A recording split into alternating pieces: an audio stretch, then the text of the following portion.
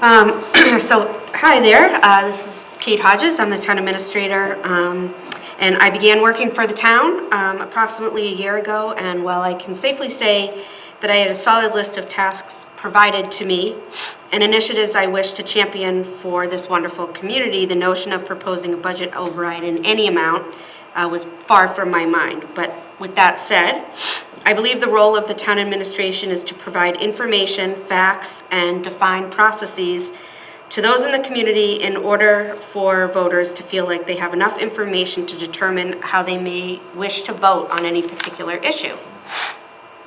Lancaster's budget process was completely revamped this year in the hopes of increasing knowledge and understanding for taxpayers relative to town and educational expenses. In July of last year, my office issued new budget instructions with the help of the Finance Director, Cheryl Garrity, to department staff and proposed a timeline to the Select Board relative to the new process. Throughout the summer and early fall months, requests for capital and general fund needs were explored. Capital expenses refer to those needs greater than $5,000 having a shelf life greater than 3 years. Generally speaking, these are building maintenance needs, software or equipment purchases, or acquisition and renovation of infrastructure. The general fund refers to tax dollars collected and used by both municipal operations and to fund school assessments. These amounts are what we owe to the schools, both Neshoba and Minuteman, and are assessed by the respective school districts, which we will explore shortly. So in the summer, we were projecting a $1.9 million deficit, with Neshoba estimating between a 7.5% to 6.5% increase from the year's assessment forward, and Minuteman having a 5% increase. Capital requests at that time totaled $4.1 million, and it quickly became apparent that no tax money would be available for capital again in fiscal year '24. What projects are proposed through this year's budget are using funds through the ARPA grant. Meetings, debate, and additional cuts continued through the fall and winter and have ultimately landed us, at least budget-wise, in the amounts that you will see both at town meeting and pending a select board vote, vote of a Proposition 2.5 override, a vote in May of '23. The projected deficit is $1.1 million with a requested override of between $1.2 and $1.3 million. The school increases have decreased from original projections. Thank you to those administrations for their effort. Neshoba is now at a 5.35% increase. Minuteman is at a 4.4%. Okay. So, what is an override?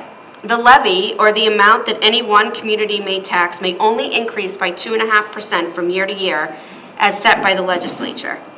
An override allows a community to assess taxes in excess of the 2.5%, but may only be done by a ballot vote, duly authorized by the Select Board during the town election. This year's election is scheduled for Monday, May 8th. So when folks go to the polls to cast their votes for the open positions on the various Lancaster boards and committees, you may also see a question on the ballot relative to approving or disapproving a Prop 2.5 override. The decision to ask for this of the already overburdened taxpayers was not come too lightly, and frankly is as regrettable as it is upsetting.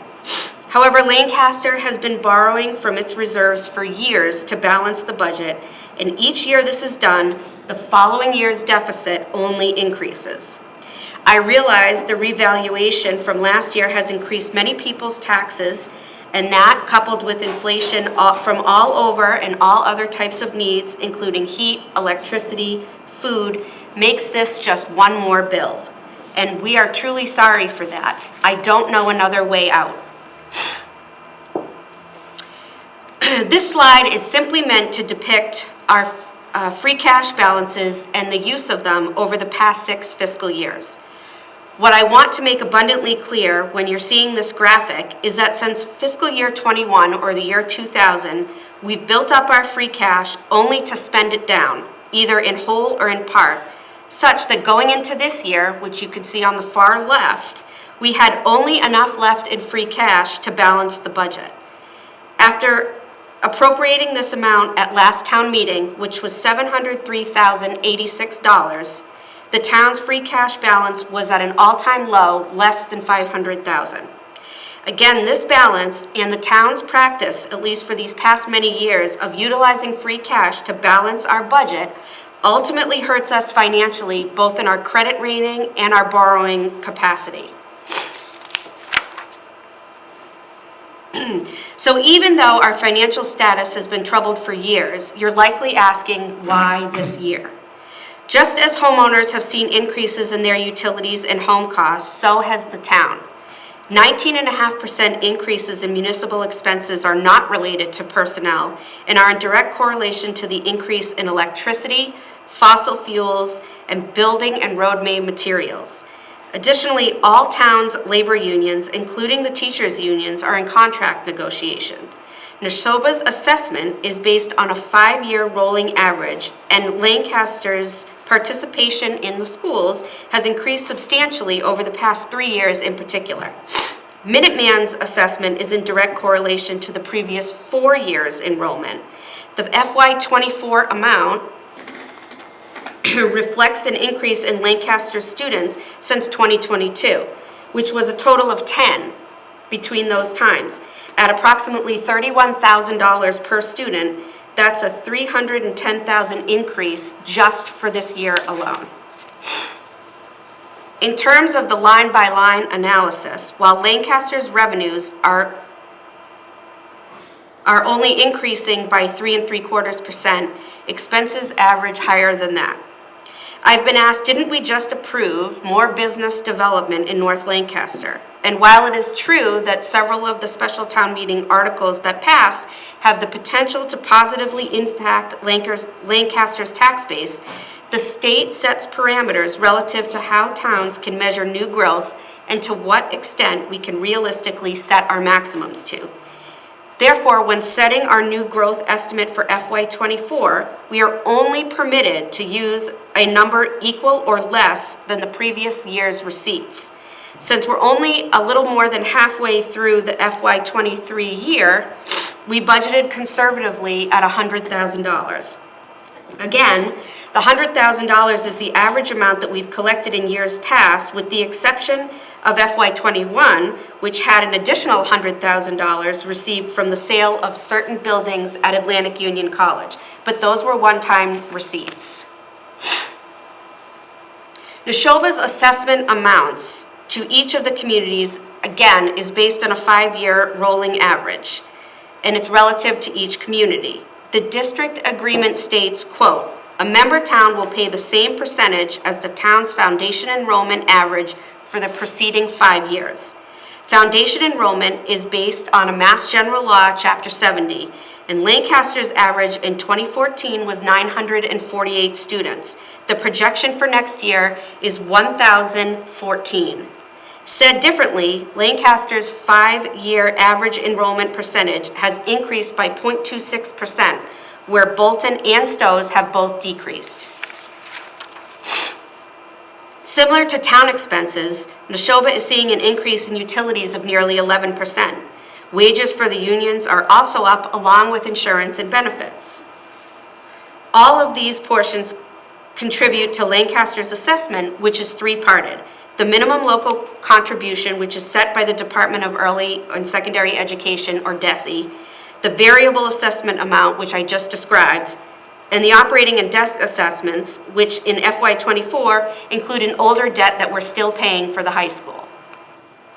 Neshoba's administration has been working diligently over the past several months to get Lancaster's assessment numbers down to an amount that would be considered more economically feasible.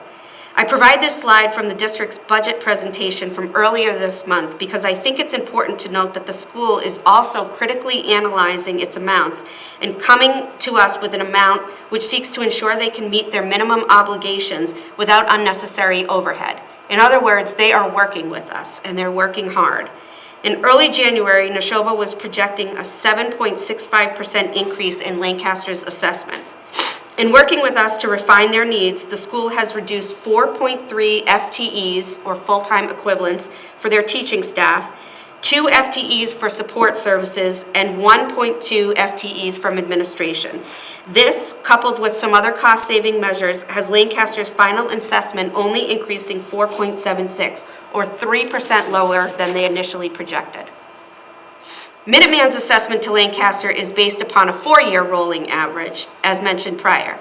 Lancaster's rolling average has increased by 5.3% in that time frame. Despite an increase in operating assessment, the per-pupil assessment remains relatively consistent with past years. Minuteman's current breakdown of students in each grade in Lancaster for this year has 15 in the 9th grade, 16 in the 10th grade, 14 in the 11th grade, and 13 in the 12th grade. So as predicted, the shifts in enrollment are what leads to the increasing assessments with the member towns, and Lancaster is no exception. FY24's assessment is 13.78% above that of fiscal year 23, and their total budget is $25,481,911. Lancaster's portion for FY24 is $2,379,621. That is an increase of about $200,000. Well, I realize that is a lot of information to process, and likely there are many questions. I'd imagine a top question, because it's one that I've been hearing, is what happens if the override doesn't pass? So for the school, a $400,000 to $450,000 cut in Lancaster's assessment equals a $1.3 million cut district-wide. This cannot be accomplished without deep and highly impactful cuts to programs, teachers, support staff, and should these come to fruition, the risk that Neshoba would not meet its educational standards as set by the state and our school committee. Currently, our deficit is about $1.1 million. So in short, we'd have to cut that amount from the budget. Because this question has been asked numerous times, and because I believe it's important for people to understand what a cut of this size may mean to municipal services, I asked a few department heads to attend tonight in order to answer this question. They know their operations and their cost analyses better than anyone, and they are the subject matter experts in each of their fields. I'd like the ability to ask them the question, and starting with Chief Everett Moody. He's going to come to the podium, not the invisible podium. So Chief, the question is, what does a $500,000 to $550,000 cut to town services likely mean for you and your department? Currently, Lancaster has 3 sergeants, 7 patrolmen, and myself. As a team, we provide 24/7 proactive and preventative crime patrol. Our response services are safe, efficient, and effective using proven best practices based on our current staffing. Last year, public safety officers responded to over 13,000 calls for service. Some are quick and require little or no follow-up, and others require week-long investigations. Roughly 20% of those calls require 2 or more officers to be dispatched.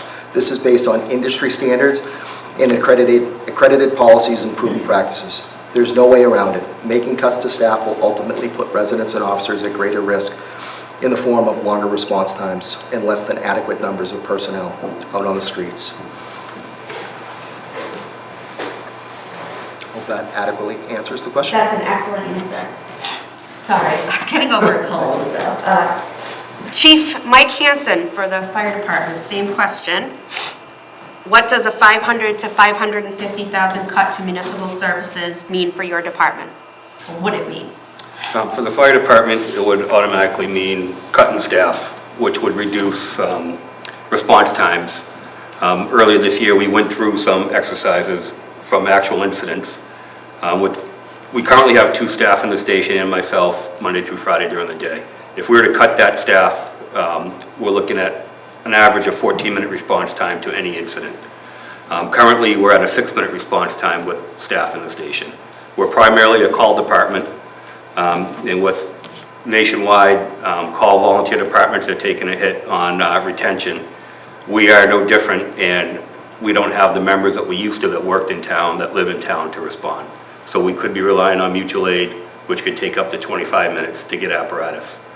It would also mean cuts to our maintenance programs, which are required to do every year on an annual basis to keep all of our equipment tested and certified under NFPA and OSHA standards. If that can't be accomplished, our ISO rating, which is our insurance rating for the town, we're a Class 9 now, we would go up, which would possibly raise people's homeowners insurance. So across the board, it would affect our ability to respond to the townspeople for incidents, critical things, inspections, and anything else we do on a daily basis. One thing to note is, there was a note on the board about contracting out private ambulance service. We looked at that a few years ago. To bring a private company in, an ambulance company, would cost about $1 million a year. And that was probably 6-7 years ago we looked at that. So it's really no cost savings to bring in a private service to be committed to the town of Lancaster. So overall, this would be a serious hit to the residents for the public safety service we provide. Thank you, Chief.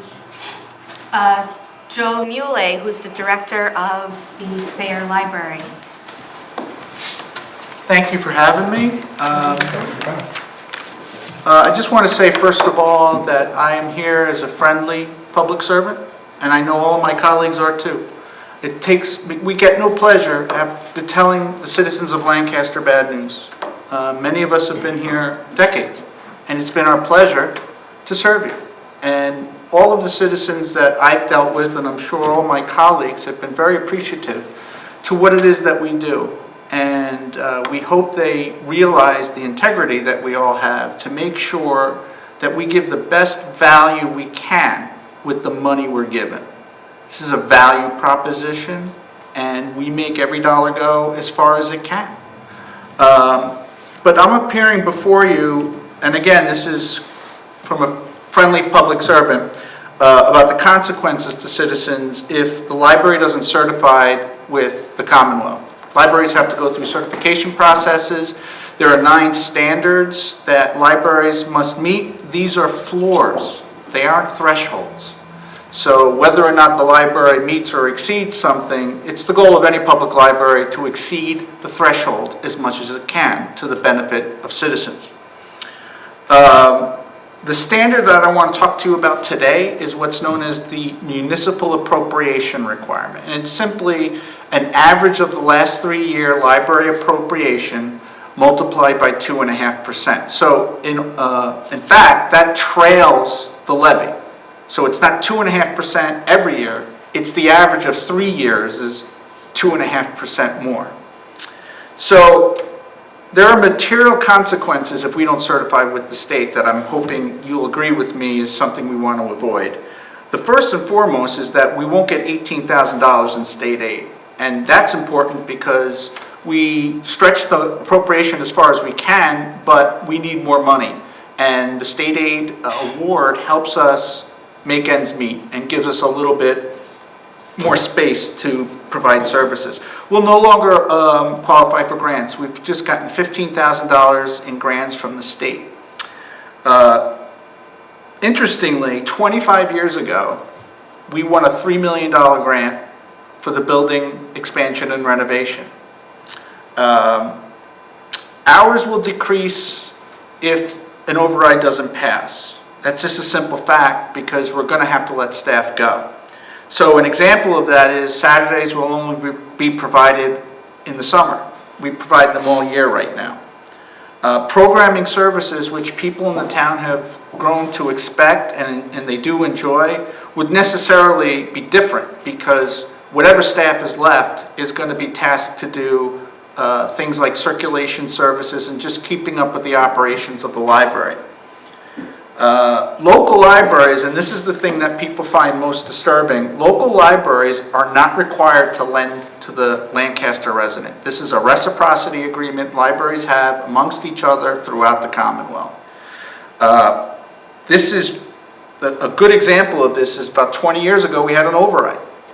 And Lunenburg, Leominster and Bolton voted not to lend to Lancaster residents. Those weren't the only towns, but those might be the most pertinent to Lancaster residents who frequent these libraries. We encourage our residents to use other libraries because they each offer different things. The other thing that people might be disturbed to hear is libraries are not required to fill our holds. We, last year, filled 13,000 holds to Lancaster residents. Those are books that come from other libraries to here that our Lancaster citizens request. Those libraries don't have to send us anything. And if this becomes the case, one of the first things we may cut is our membership to CW Mars, which would effectively shrink what the residents can do. They'll be limited to just the Thayer Memorial Library, as excellent as it is. So one final note might be worth considering. The library, if this override doesn't pass, will have the dubious distinction of failing to certify with the state alongside the towns of Alfred, Monroe, New Ashford, and Savoy. The reason we would be distinct from them is that they never apply for state aid. We would maybe be the only library in the state that didn't certify because their town lacked the will to pass the override. So this is not an everyday occurrence with public libraries, and I hope that we can continue the level of services we all provide and go back to, remain the Lancaster we all love to serve and be a part of. Thank you.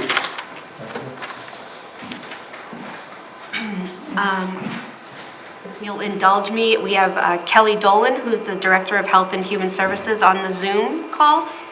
Kelly, if you want to unmute and bring your screen up. Thank you. Can you see me? Or can you at least hear me? We can hear you. We can't see you. All right. There you go.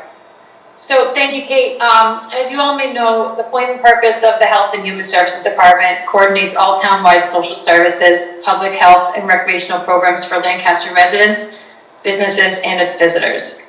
We are committed to building a better Lancaster by positively impacting the people, having hand in policy, and improving the well-being of residents and businesses every day. That being said, I wanted to showcase a little bit of data and say that since my onboarding in October, we've had 5,419 folks frequent our facility. We've added 28 new programs for our seniors, and our social services department has assisted in 418 outreach activities. A special shout out as well to the fire and police department who've already presented tonight, because they have also helped us in some of those outreach activities. Our recreation program has also been able to add 18 new programs for our community members and their children. And we've had over 181 registrants for the programming so far. We've also had 22 rentals, which include events, special meetings, birthdays, and sports clubs. With such a cut, I just want to state that the town will lose out on social services, recreational services, and a large part of what brings the community of Lancaster residents together. Thank you. And lastly, we have our Community Development and Planning Director, Jasmine Farinacci. Thank you very much, Kate. I appreciate it. The Community Development and Planning Department works to aid residents and developers, as well as the Planning Board, Zoning Board of Appeals, and Conservation Commission in navigating our bylaws, Massachusetts general laws, and other integral plans for Lancaster. Cuts to the Community Development and Planning Office would result in degradation of services to residents on multiple levels. This cut would eliminate our full-time conservation agent, which would force the community to search for a conservation consultant. This will result in longer times for reviewing applications, longer times to issue conservation permits, and longer wait times to receive building permits, as those are required to receive conservation review before approval. This would also cost the town a hefty hourly consultant rate. We would be forced to also reconsider our administrative assistant position, which would result, again, in a delay of information for residents, as we won't have the resources as readily available to answer questions and aid with information requests. This would be a delay of processing applications for the building department, planning department, zoning board of appeals, and a delay of issuing all permits from this department. This decrease would impact our residents on multiple levels and may deter future necessary growth in Lancaster.